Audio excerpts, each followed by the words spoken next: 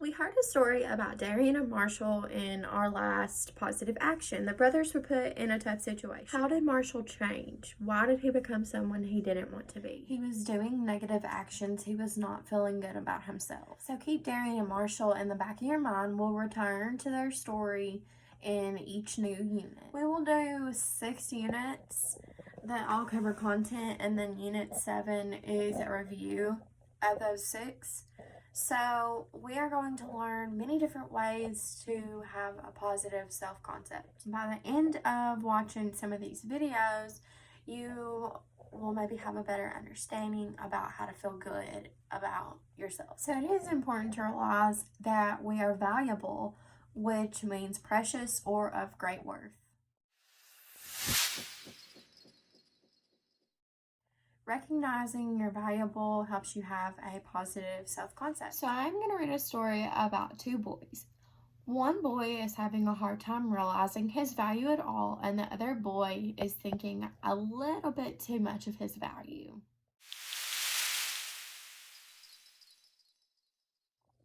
Fred and Daryl.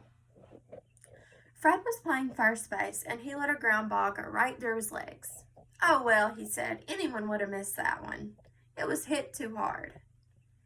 And when he struck out, he said, "That was a bad pitch. I am still the best hitter in this league, though." He didn't stop to think about all the times he had struck out before. He had just remembered the hits.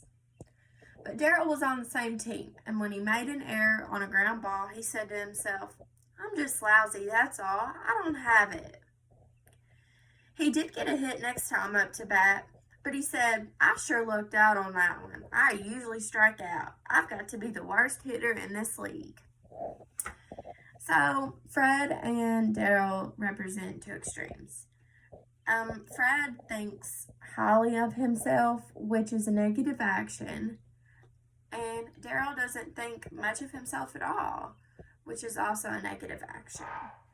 Fred has a positive outlook and knows he is valuable, but what is wrong with never admitting to your own mistakes? Is that something that we should do? Is that a positive action or a negative action? Daryl is also dishonest in his own way. He doesn't recognize any value in himself at all.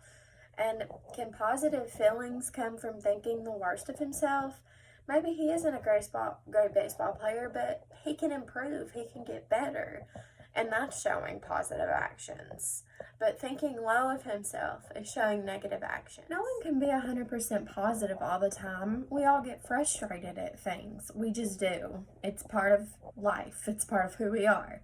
But we can take our weaknesses as challenges. We can learn to accept them and take them as challenges and try to improve on them. And we can take satisfaction in the abilities that we do have. We should be able to recognize our value and have a positive self-concept.